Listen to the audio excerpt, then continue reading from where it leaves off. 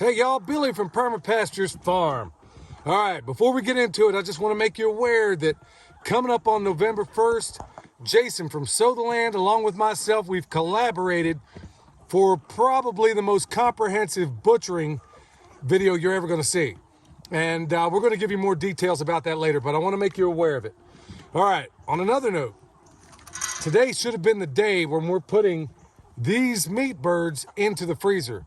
And the reason it's not happening is Michelle is quite a bit under the weather, and it came on her all of a sudden, and it looks like, believe me, y'all, she's as hard as woodpecker lips. She'll come out of it, and we're just praying for her and giving her as much vitamin C as she could possibly stand. So maybe pinball preparedness was a little more contagious than he knew. Yeah, long distance. Anyway, so here's where we are.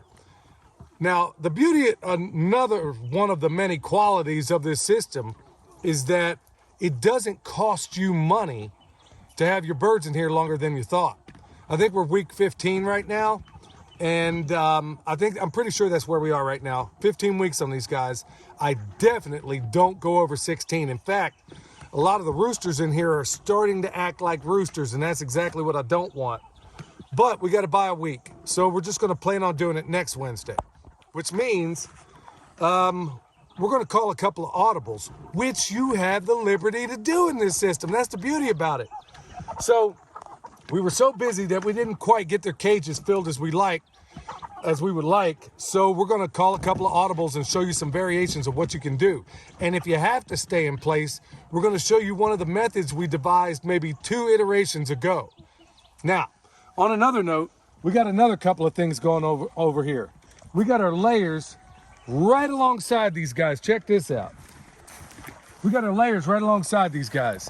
Now, these guys are too big. These meat birds are so big right now that we don't even have to worry about electrifying the fence. They're not going to fly out. They're not going to jump out. They're not going to do any of that stuff.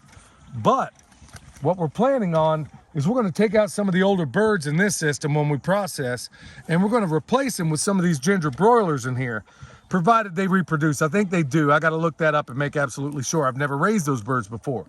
But the idea being that we take that Bielefelder rooster, we're going to give one to Justin. We're going to take one of these Bielefelder roosters and eventually cross them over with some of these big ones here and see what we get out of it. Because honestly, anymore, I'm not going to be ordering any more birds through the mail.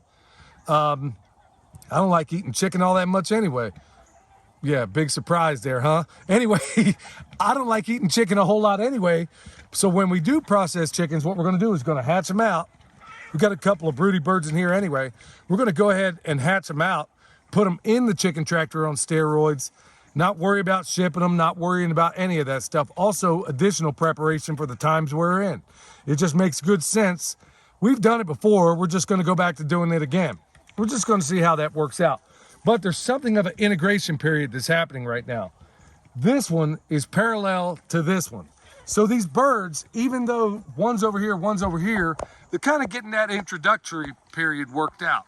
So when we do make the change, we'll do it in the middle of the night, and we've done it many, many times before, where we'll pluck out these guys, we're going to process, and we're going to select the best females out of here, and we're going to put them in their place. And the integration process, we've done this many times before. They've been here for a couple of days. They kind of know each other. They're going to wake up one day and say, oh, where'd you come from? All right, cool. Let's go out here and play. All right, with that said, we're going to talk about what's going to happen and how we're going to buy ourselves some time in this system. All right, so because we were thinking we were going to process, we weren't worried about filling this cage up. We ordinarily take what's left of it, take the feathers and the guts and all the things we don't eat, and we'll make an 18-day compost pile out of it. Well, we got to call an audible. So right here, I got all the stuff Michelle took out of the garden up the hill, and obviously this is green, or your nitrogen layer. I don't really care. So I'm just going to put this all down in here. It helps a great deal if you could take a machete or something and chop it up, which I did to some extent, not to the extent that I would have preferred. But I'm just going to buy myself a little bit of time with this stuff, and I'm going to stick it in their cage. Now, we're on a real sloping hill right here. I know you can't really see that so much from your vantage point, but we are. I mean, it's on a very slight, not slight, a very steep angle here. So I got that. I'm gonna lay it down. I got some Washington, D.C., AKA bull poop. Everybody likes that joke. And finally, I got the food scraps. Now, all I'm gonna do right now is I'm gonna let them out, check out their behavior a little bit, and then while they're out and about, I'm gonna dump in the food scraps.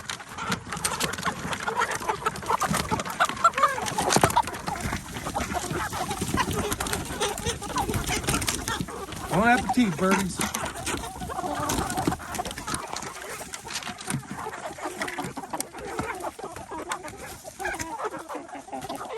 All right, well, no meal would be complete without Comfrey. And I just want to give you a little side note here. So this stuff is going to die back in the winter. So what we do with it, and we can't get enough of it, I'm dead serious. We'll grab bundles, I mean big, big bundles. And then I'll take some twine, usually some sort of natural fiber, bind it up after it's dried. We'll lay it out somewhere, dry it out. And then once it's dried up, we'll go ahead and bundle this stuff and we make Comfrey hay. We've never really talked about it before, but we'll make that Comfrey hay and use it throughout the winter and stuff. And it's like, folks, I can't say this enough. I mean, we grow more Comfrey than anybody I even thought of knowing.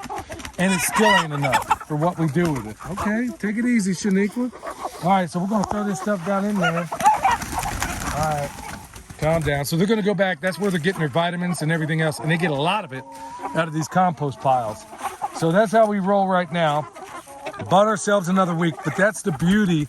Another facet of beauty in this system is that if they have to go longer, think about this. If you're feeding them store-bought feed, at the end of the day, you're always going to be in that position like, shoot, man, this is costing me all kinds of money.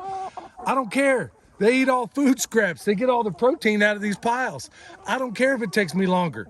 Another wonderful part of this system. Now, let's talk about what we're going to do next. I'm going to come out of these rubber gloves now that I don't have to worry about that. So that pile down there at the end could honestly turn out. That's not what we're going to do because we don't want to move them down. We want to buy ourselves a week of time. So here's how this is going to go. We've done it and demonstrated it many times before, and the birds are going to love this. Now, we haven't had rain forever and a day, not anything significant. And honestly, if you were to do an aerial view, you'd find out that despite some of the overgrazing that we have here for neglect, and that's a whole nother video unto itself, we're still green here where everybody else around us, like especially the one over there, is as brown as all get out. So anyway, here's what's going to happen. We got this pile that would ordinarily turn out, and we got this pile here. They're both dry as a bone. And because it's been extremely dry and we haven't had rain and we've neglected this stuff because of all the other things we're doing. Another beautiful part of this system is that it's very forgiving. So what we're going to do today, we're going to pile the two of them right here. That's 1.5 cubic yards. If you take all the stuff that's scattered around, the same with this. We're going to put them together. And then eventually next week, when those turn out, we're going to take that one and we'll figure out what we're going to do with it. But that's really, if you got to buy yourself some time or you got to leave it in place, there is absolutely positively no reason you can't do this. In fact, a couple of times ago, we would go ahead and combine two of them together and then we would do it like every 2 weeks. So you can turn it out every week like we do, or you can do it every 2 weeks. Now, if you haven't seen it already, because one of the big questions I get is, or one of the big statements I get from people reaching out through email or even in these threads is, man, I live in a backyard in suburbia. I can't do this. I don't know how to possibly make this work. Well, have I got good news for you? My friend, Eric Sider, we're going to leave it linked up above and down below. You're going to be able to find him. He has addressed all of those concerns, and he has got one bomb playlist. Also, some of the best shirts you're ever going to find. I don't actually have his on right now. William does, as a matter of fact. Eric Sider makes some of the most I don't know if that's turning out. Yeah. Always be composting. Always be composting. Honestly, the best permaculture shirts on the planet, he's got them over at his YouTube channel. You can find it there.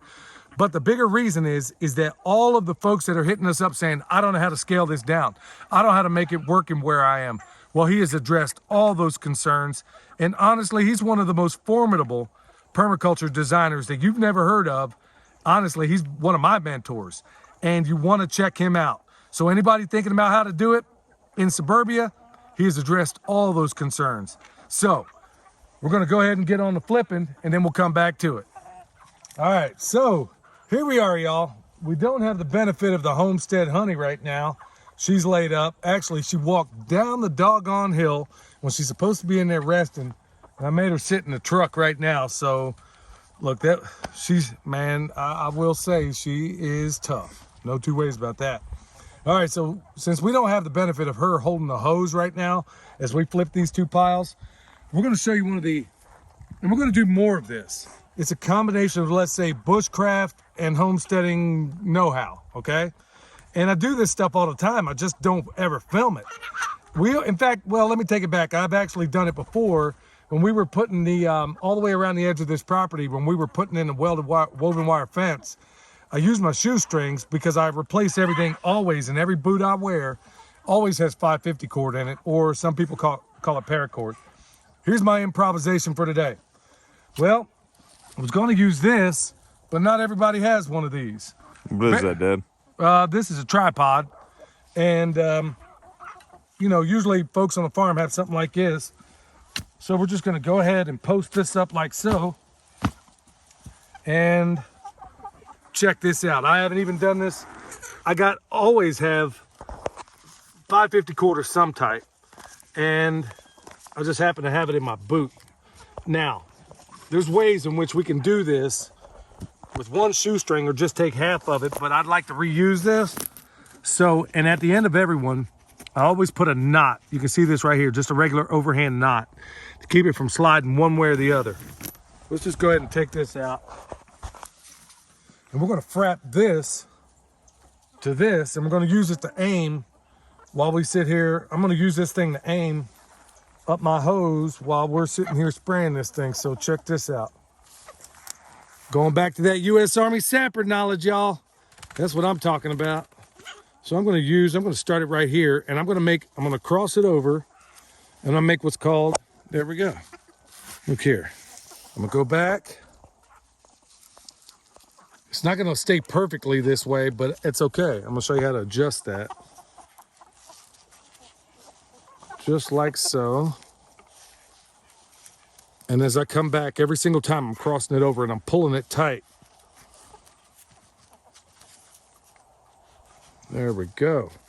Now, at this point, where I'm at the end of it, because like I said, I'd like my shoestring back. I could have very well cut off half of it, but this stuff ain't cheap and it's nearly impossible to find these days. At this end of it, I'm just gonna tie a good old-fashioned square knot. And if you don't know how to do these, go back and watch those videos we did on homestead knots. I'm going to be doing a lot more of this, y'all, especially in terms of preparedness. Okay, so now that I got that done, and I'm going to angle it to where I think I want it. Let's try. I like the way you look right there. So let's go ahead and turn it on. Now, before you flip these piles, you always want to have some means of you want to wet the ground first, obviously. So let's just go ahead and get this going. I'm gonna put myself a nice little stream right there. Let's go ahead and back you up a little bit. And I'm gonna aim it where I want it. It's actually gonna be right about there.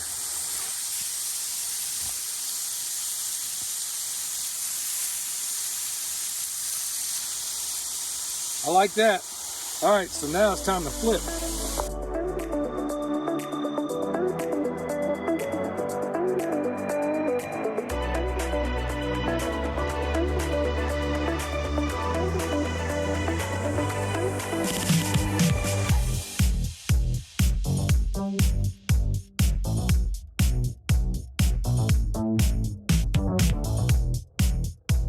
If you get that wet, you're gonna need a rope wrench to get it out. In other words, a knife. Well, it's just a tiny bit. It's not even wet. It's just tight. So you use your other EDC. You know what? Your Leatherman. Always carry a couple of knives, a Leatherman and another knife. So I'm just gonna go ahead and undo this, and then I can put it right back in my boot. So I'll go ahead and do that. But folks, the moral I'm trying to make here, not a moral, but I think you get the point. The point I'm trying to make here is when the articles of clothing you have on, and I guess you could almost call, well, you could definitely call your shoestrings some sort of clothing. Always be thinking about, can it be repurposed? Well, if you're using regular shoelaces, a lot of this stuff, the answer is no. So let me go ahead and put this back. All right, well, there you have it. We got about, I know it's hard to see from your angle, but roughly 3 cubic yards of a compost pile here. The beautiful thing about this is that the mass of it is going to help this thing break down even more. So the compost is going to be even more fantastic. How cool is that? But the real star of this video today has to do with adaptation. Where, okay, for example, we couldn't move this today, or it didn't make sense for us to move it. So we found other ways to keep it in place, like what you see here. Put 2 of those piles together. Another thing, you know what? I got boot laces, and we're going to be talking more about those things in your everyday carry and how those things can be used. Like I said, we do it all the time, whether it's hanging a 300-pound roll of wire in the middle of those woods, or whether it's over here trying to hold a hose, or whether espalier a tree. It doesn't even matter. There's no limit. There really is no limit. And we're going to be doing more videos on how bushcraft can overlay with your farm. And it probably should, especially in these times. All right, remember, if you want to know how to do this on an urban level, go check out Eric's Cider. And don't forget, we got that all-encompassing pig processing course coming up very soon. That's going to kick off on the 1st, so keep your eyes peeled for that. Also, check out the ballinest podcast out there called the Permaculture Pimpcast. And yes, PIMP stands for Permaculture is my passion. I think you're going to dig it. All right, y'all. If you need anything from us, whether it's Comfrey, bone sauce, it's that time of year where we can be putting it on, especially on our fruit trees. You know where to find it. It's going to be at our website. Anything you need from us is down below here in the description box. Till next time, this is Billy from Perma Pastures Farm, where permaculture is my passion. We'll see you next time.